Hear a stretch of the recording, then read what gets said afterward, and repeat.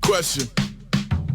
If I died in my apartment like a rat in a cage, would the neighbors smell the corpse before the cat ate my face? I used to floss the albatross like daddy came with the chain. I'm trying to jettison the ballast with the hazardous waste. The kid is comfortably numb, routine a tedious crutch, steep in a self-imposed Stockholm and Lima and flux.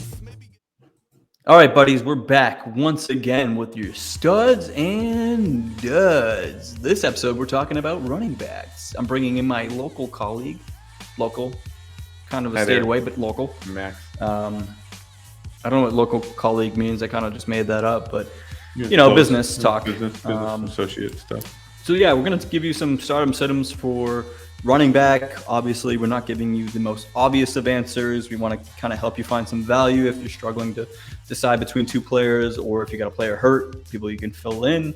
So Max, why don't you take it away with some studs? All right, I'm going to start with the studs. I'm going to start with Fournette against the Eagles. Eagles have been awful against the run. And Fournette has been getting better and better every game. It's very clear he's the leader of the backfield in touches.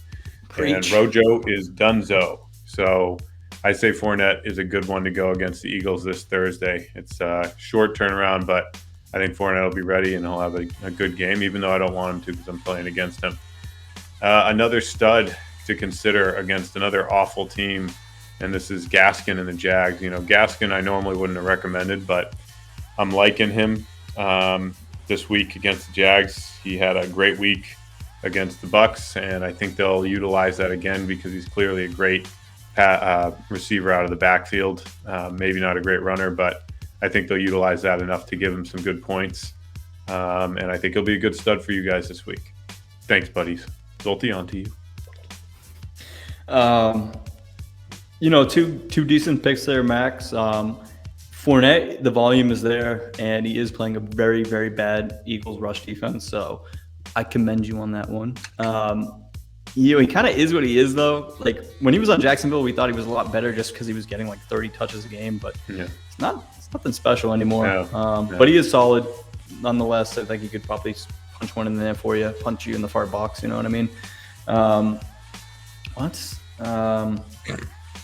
Gaskin, I think your points chasing a little bit, but maybe Flores figured something out and was like, damn, maybe I should pass this guy because he can't fucking run for shit. So maybe if we throw him the ball, he'll be good.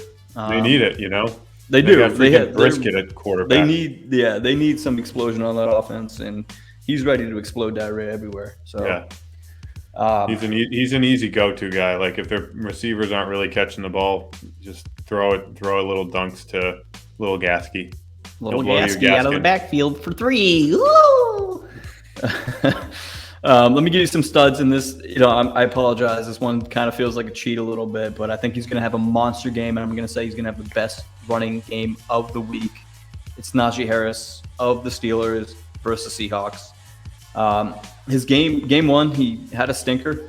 Probably a good time to buy low on him, but that's way gone. This guy's been an absolute stud since 16 points, 21 points, 18 points, 21 points. That's his game so far, the last 4 games. He's been one of the best backs in the league. He's playing a shit ton. He's playing almost 100% of the snaps, and you just don't see that anymore. I don't even know who the backup running back is because that guy he must be on the sideline with, sweats on because he's not playing. It's been really good, man. Seattle's giving up the 3rd most points to running backs this year. He seems like a good play. I mean, Henry had 40 points versus him. Let that sink in. Madison dropped 30 points on him. The Colts RBs combined for 25 points versus them. So absolute sieve on defense. I think they could possibly get up in this game too without Russell Wilson. So it could be a good situation for him to run. The guy catches the ball. Stud. Absolute stud of the week. Another stud I like this week is Darrell Henderson. This guy isn't amazing by any means, but he just seems to get the job done every single week, and they love running him. I mean, he's averaged over 15 Don't fucking yawn, pal. He's averaged more than 15 carries a game, so he's got really good volume. He's had a touchdown in all the games that won this year. The Giants haven't been that great versus the running back either. Gave up 19 points to Melvin Gordon, 17 points to J.D. McKissick. They gave up 24 points to Elliott.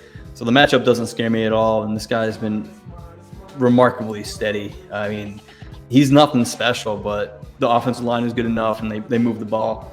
And I got a bonus stuff for you. This guy has been on absolute goddamn fire recently. It's James Robinson. Yep. James Robinson playing Miami, 3 straight games of over 20 points. He's had 4 touchdowns in that span. He's getting over 15 carries a game, and Miami's giving up the 4th most points to running backs this year. They're stinky, hot, poopy garbage. So James Robinson's a stud this year. He's a stud this week, dude. Play him. I didn't want to play him versus the Titans, but the dude proved me wrong. So yeah, he's I'll good, forever man. love James Robinson. And plus, great story. The guy was undrafted. I mean, made the top 100 last year. The guy's the man. Just vote for this. You gotta like him. You gotta love that guy. All right, So a little more duddies there, buddy. So let's get the poopy butts duds. The duddies, buddies. The duddy All right, buddies. I'll start with the duds there, Zolti, and I'm going to start with Darrell Williams against Washington. You know, CEH is out. He's going to be out for foreseeable future. Who knows? A few games probably. But Darrell Williams, you know, 1, he blows. 2, the Chiefs they're just not really a running team. You know, they'll pass to Darrell Williams a few times, give him a few runs, but they're not going to run much. And Washington's run D is actually really good. So it's just not worth it. So I would say sit Darrell Williams for sure, even if you had the opportunity to pick him off waivers. Something's up with the Chiefs anyways. They just look kind of lost offensively. Maybe it's because their defense blows so much.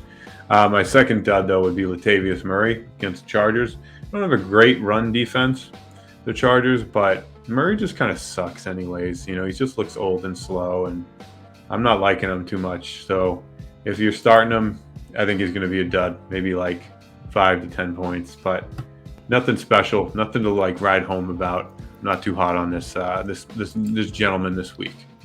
Latavius is never a guy I ever want to play. No. He's just old and unimpressive. If he doesn't score, there's not a lot of explosion going on there. It's kind of like a 3 to 4 yard run every time. Yeah, he's lost. I agree with that. Don't start that clown. Yeah, my bonus dud, last but not least. Bonus is Alex Collins. You know, I have him in my league because Chris Carson's definitely out. When you have a protruding disc in your neck, you're not playing. Just not happening. I've got 3. What's that? I've got 3 discs protruding in my neck, and I'm still trucking, baby. Yeah. So yeah, right. Anyway, so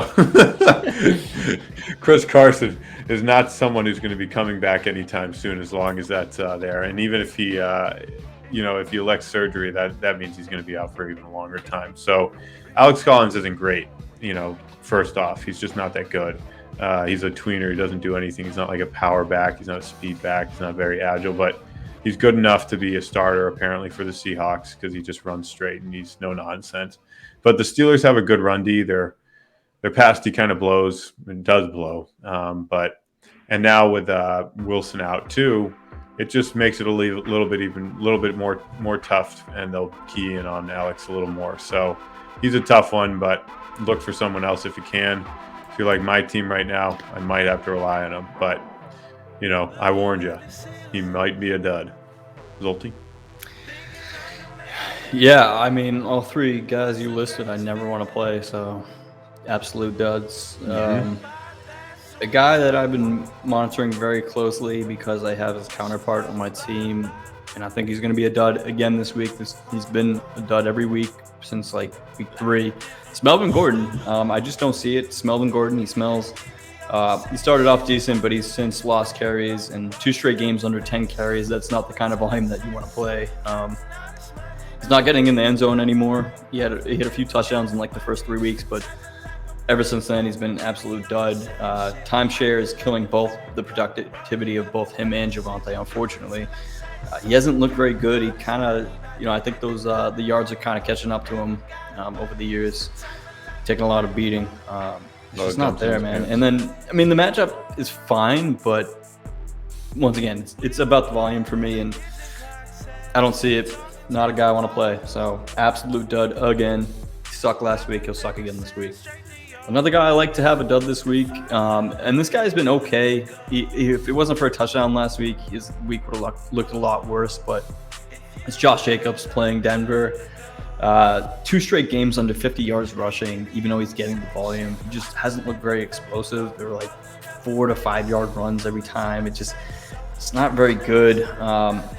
Like I said, without the touchdown last week, he looks a lot worse.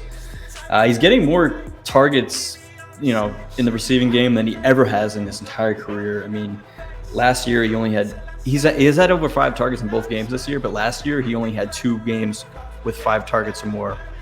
So I think that kind of comes down a little bit. I don't know what's going on. I don't know why they're throwing the ball because he's not all that productive with the catches anyways.